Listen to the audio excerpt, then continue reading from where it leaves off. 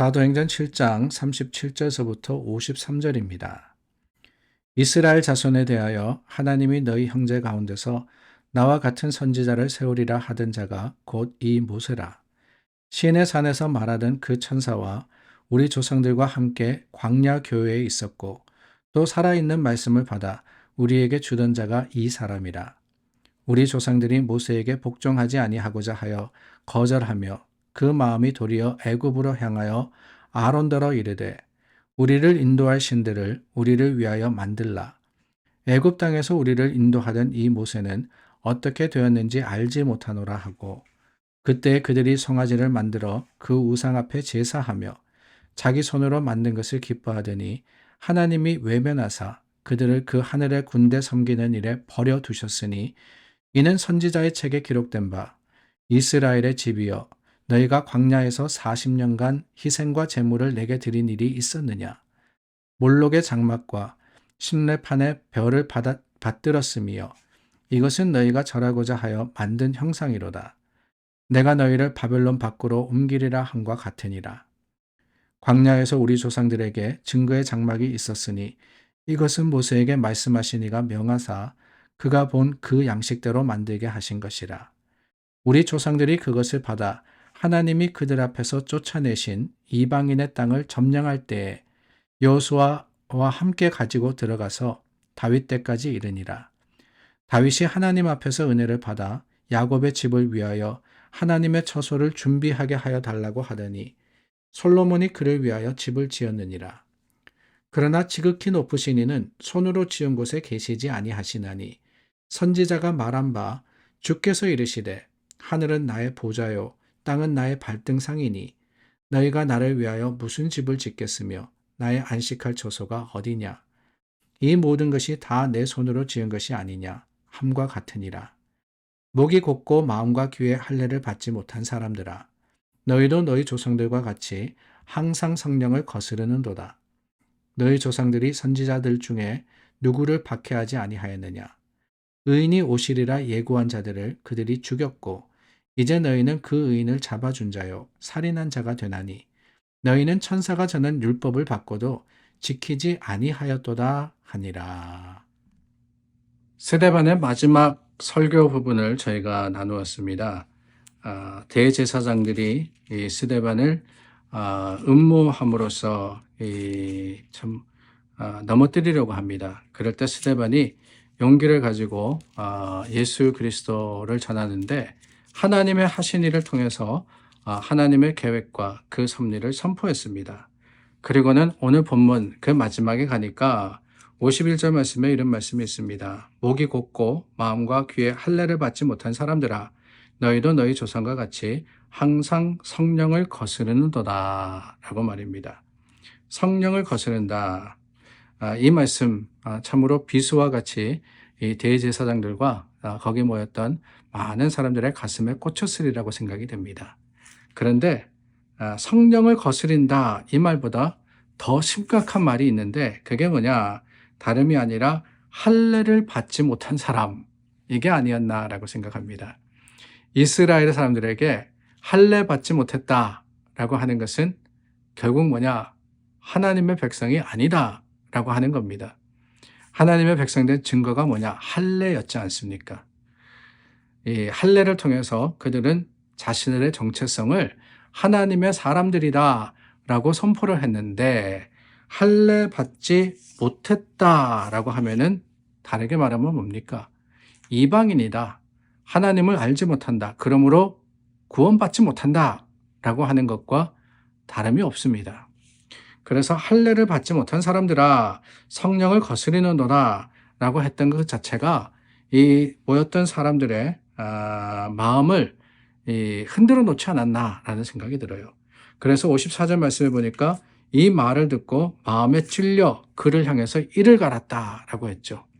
마음에 찔린다는 것은 죄책감이 있다.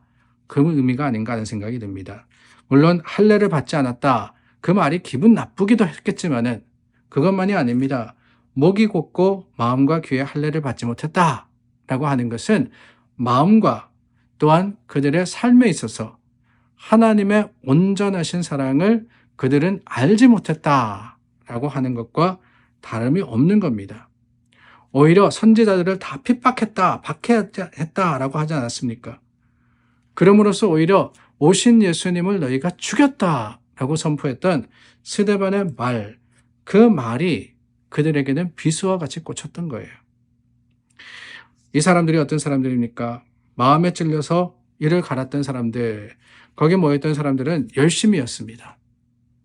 열심으로써 예수 믿는 사람들을 핍박하려고 했고, 열심으로써 이 종교를 지키려고 했고, 열심으로써 율법을 행하려고 했던 사람들입니다. 그런데 문제는 뭐냐? 열심은 있었는데 그 열심이 믿음이 되지는 못했다는 거예요.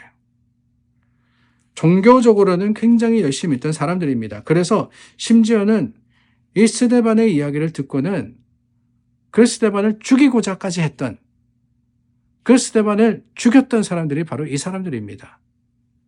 종교적으로는 이들보다 더 열심히 있을 수가 없어요. 그런데 왜 이들이 예수 믿는 사람들을 핍박하고 또한 예수님을 받아들이지 못했느냐? 다름이 아니었죠. 믿음에는 소홀했기 때문에 그렇습니다. 아무리 열심히 있으면 뭐합니까?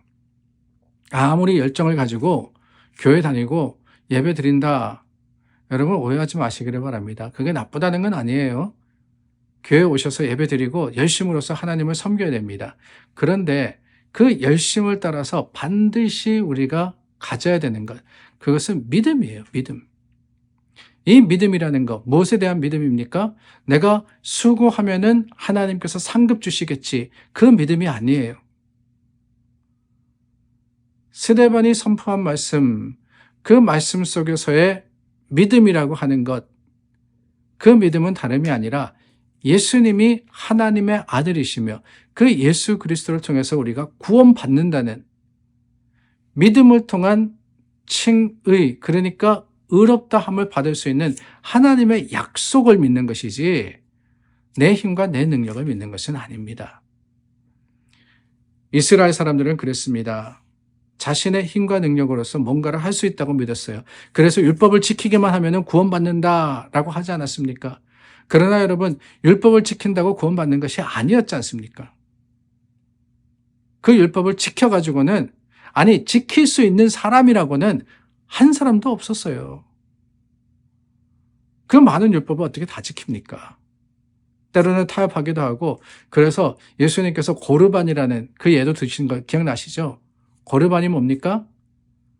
부모를 공경하라라고 하는 율법이 있는데, 그러기 위해서는 부모를 이제 참 섬기고, 그 부모를 위해서 이 재물과 모든 것들을 제공을 해야 되는데 고르반이라고 하는 거예요. 장로의 전통 중에 고르반이라는 게 있는데 그게 뭐냐? 나 하나님께 드립니다. 부모를 공양하는 게 아니라 나는 이거 하나님께 드리기 때문에 공양할 필요가 없습니다. 책임이 없습니다. 그렇게 하는 거예요. 열심히 있어 보였지만은 그 열심이 율법을 통해서 내 자신을 드러내려고 했을 때, 아니 그 율법을 지키지 못할 수밖에 없을 뿐만 아니라 오히려 그것이 교만이 되고 자랑이 되어서 실패가 될 수밖에 없었던 겁니다. 오늘 저와 여러분들도 이 말씀을 통해서 깨닫기를 원합니다. 열심히 해야 됩니다. 열심히 믿어야 돼요. 그러나 믿음이 우선입니다. 믿음으로써 열심히 해야 되는 거지, 열심으로써 내가 믿어야 되겠다, 내 힘으로는 안 됩니다. 오히려 하나님께 맡기고 하나님의 주시는 믿음을 가지고 우리가 주님께 드리면 하나님이 우리 마음에 열심히 있게 하시고 수고의 열매가 있게 하시며 하나님의 거룩하심을 세상 속에 드러낼 수 있는 힘과 능력을 가지게 하시는 거예요. 그러므로 여러분, 믿음이 우선입니다. 믿음에 소홀하지 않는, 믿음에 충실한 저와 여러분들이 될 수 있기를 예수님의 이름으로 축원합니다. 기도하겠습니다. 참 좋으신 하나님 감사합니다. 우리에게 주신 믿음이 생명입니다. 믿음이 구원입니다. 그 믿음으로서 하나님께 나아가는 우리 모두가 되게 하여 주시옵소서. 예수님의 이름으로 간절히 기도드립니다. 아멘. 오늘도 주님 앞에 우리 다시 한번 섰습니다. 믿음의 소망 가지고 하나님을 의지하고 주님을 증거하는 저와 여러분 되기를 바랍니다. 기도하겠습니다.